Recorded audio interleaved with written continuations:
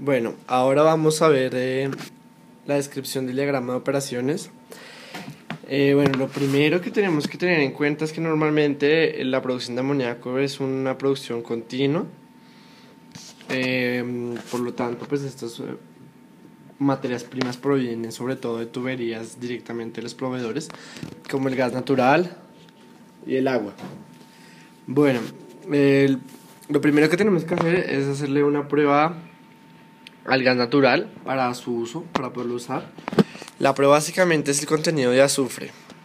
Este contenido tiene que ser menor a 0,1 partes por millón, porque pues si el azufre está presente en muchos de nuestros equipos, puede envenenar el catalizador que utilizamos para las distintas reacciones. Entonces, si este partes por millón es mayor al 0,1 partes por millón que enunciamos, tendremos que hacer un tratamiento de hidrosulfuración, que básicamente es una reacción con hidrógeno. Pues muchos se preguntarán por qué tenemos que usar hidrógeno si básicamente no tenemos hidrógeno para hacer amoníaco, y pues de dónde sacamos ese hidrógeno. Pues eso lo vamos a explicar al final con un reporte después de la producción de amoníaco. Por ahora pues basta decir que es una reacción para producir ácido sulfídrico y así disolver el azufre presente en los hidrocarburos.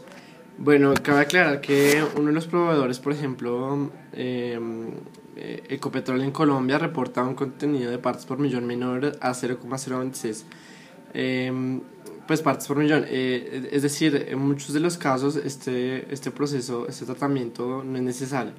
Bueno, entonces en la hidrosulfuración la reacción se da a 400 grados centígrados con un catalizador de cobalto o de magnesio. La presión es de 35 atmósferas, es la misma presión que viene el gas. Pues el gas normalmente se almacena presurizado en tankers, o se le tiene que hacer un tratamiento de presurización pues para poder reaccionar en distintos procesos de la producción de amoníaco. Después de la hidrosulfuración se hace una absorción con óxido de zinc para obtener sulfuro de zinc y agua. Esto se da a las mismas condiciones del hidrosulfurador. Después de la absorción o directamente desde la tubería, si pasaron la prueba de partes por millón de azufre, se hace el reformado primario. El reformado primario es una reacción del gas natural con agua para producir hidrógeno básicamente. Eso se hace en un catalizador de níquel, de óxido de níquel. Este catalizador comercial que aquí reportamos es uno de los más utilizados en la industria. Esto se da a 750 grados centígrados y a 35 atmósferas con un exceso de agua, de vapor de agua de 3 a 1. Pues básicamente el agua se le tiene que hacer también pues un tratamiento antes si tiene una dureza. La dureza es el contenido de calcio o magnesio en el agua. Básicamente si esto se da si son aguas que vienen de procesos anteriores o aguas sin tratar, pero normalmente esta dureza pues es ínfima y se puede de una vez comprimir. Después se hacen procesos en una caldera y para pues poder tener si se quiere vapor de proceso al alcance, y después un sobrecalentamiento a 400 grados centígrados. Se recomienda primero hacer un flujo con bomba y después llevar a la temperatura deseada, y no llevar a la temperatura deseada y después comprimir, puesto que el proceso de compresión es es más ineficiente que el proceso de una bomba. Bueno, después del reformado primario, el gas natural entra a formar nitrógeno en el reformado secundario. Básicamente, este gas después del reformado secundario es una combinación de dióxido de carbono, monóxido de carbono, metano, hidrógeno, agua, y pues básicamente eso se hace con aire después de una compresión a 35 atmósferas.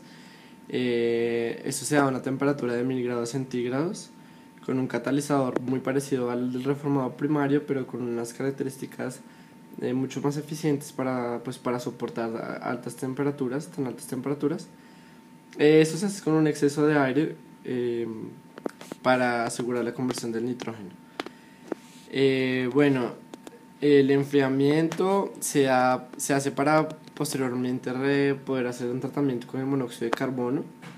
Entonces se reduce la temperatura de 1000 grados centígrados a 400 grados centígrados. En la conversión del monóxido de carbono existen dos etapas, una que se llama a altas temperaturas y a bajas temperaturas. Básicamente es el mismo principio, solo que se hacen dos etapas para aumentar la eficiencia de la conversión, de la combustión completa del monóxido. Primero, como su nombre lo dice, se hace a 400 grados centígrados, a las mismas 35 atmósferas. Es una reacción básicamente del gas con agua para poder formar dióxido de carbono. Eso se hace con un exceso de agua y con un catalizador, básicamente un óxido de hierro y un óxido de cromo. Al igual que en los anteriores procesos, se reporta un catalizador industrial normalmente usado. Después de este proceso se enfría hasta 250 grados, hasta 200 grados, para poder entrar la conversión a bajas temperaturas del monóxido de carbono.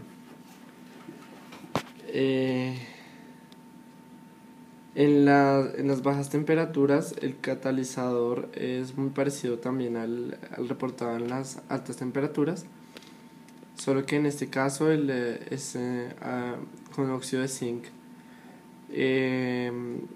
La relación aquí de agua-gas no es tan importante y la temperatura es a 200 grados centígrados. Después, además de retirar el monóxido de carbono, necesitamos hacer un retiro del dióxido de carbono que producimos en estos dos procesos. Entonces, para esto necesitamos hacer una absorción con MEA, pero para poder hacer la absorción necesitamos expandir y enfriar el flujo de gas.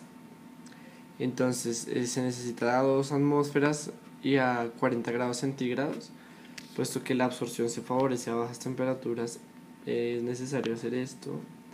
Entonces, la MEA normalmente se almacena a una concentración de 28,5%.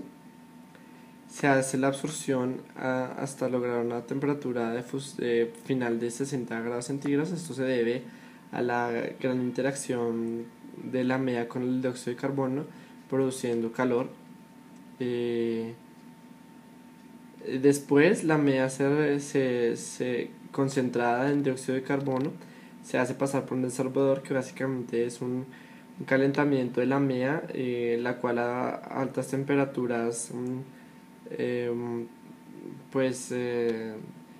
se desorbe y el CO2 finalmente es retirado para un posterior tratamiento. Se almacena para poderlo obtener puro después, o pues simplemente como gas de proceso. Bueno, después de absorber el dióxido de carbono, tenemos que volver a comprimir hasta 35 atmósferas y calentar hasta 300 grados centígrados, pero pues el calentamiento se puede hacer en el reactor de metanización. El reactor de metanización pues es básicamente para producir metano a partir de las trazas de monóxido que puedan quedar después de los tratamientos anteriores hechos. Es básicamente un catalizador de níquel. Se hace en esta podemos ver que aquí hay un error. El hidrógeno no entra al compresor, sino entra al reactor de metanización.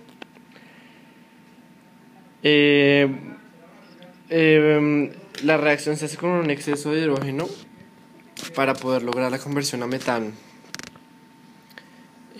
Bueno, después de esto se comprime. Este es el último paso para entrar a la síntesis del amoníaco. Entonces, se tiene que comprimir hasta 250 atmósferas. En esta compresión vemos que entran tres corrientes. Una que no hemos explicado todavía, que es el hidrógeno y el nitrógeno sin reaccionar. El hidrógeno, que aún no sabemos de dónde obtenemos, y el gas que proviene de la metanización, que se espera sea en su mayoría hidrógeno, nitrógeno y metano. Bueno, entonces en la síntesis de amoníaco se obtiene pues el amoníaco por la reacción presurizada del nitrógeno y el hidrógeno en un catalizador de hierro. Esta conversión normalmente se reporta a tan solo el 15%. Por esto es que es necesario realizar una condensación y una purga posterior de los reactivos sin reaccionar. Entonces, primero, el amoníaco, pues, por sus características físicas, se condensa, y aquí también hay otro error. Aquí es la corriente del almacenamiento de amoníaco viene después de la condensación.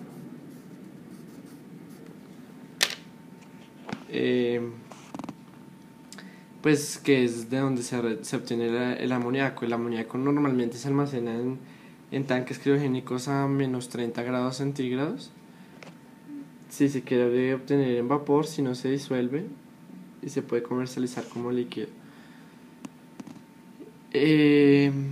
Entonces los gases que se obtienen después de la separación en la condensación son dos. Pues básicamente, pues como algunos saben, la purga es solamente una división de la tubería principal.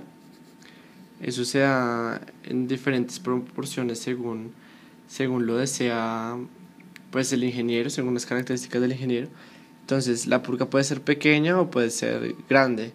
Eso depende pues de nuestras necesidades de reactivo. Entre más pequeña sea la purga, pues más tendremos reactivo que puede entrar al compresor y volver a sintetizar amoníaco. Pero obtendríamos más inertes que podrían afectar nuestra reacción. ¿Qué inertes? El metano que producimos en la metanización o el argón que está presente en el aire. También es necesario tener en cuenta que muchas de las industrias obtienen el hidrógeno que usamos en el hidrosulfurador y en la metanización a partir de estos gases de purga. Entonces, si nosotros no vamos a comparar el hidrógeno para estos procesos anteriores de la síntesis de amoníaco, es necesario tener en cuenta que necesitamos una gran corriente de gas de purga. Si no es así, podremos ir aumentando más la corriente de los reactivos reciclados al reactor.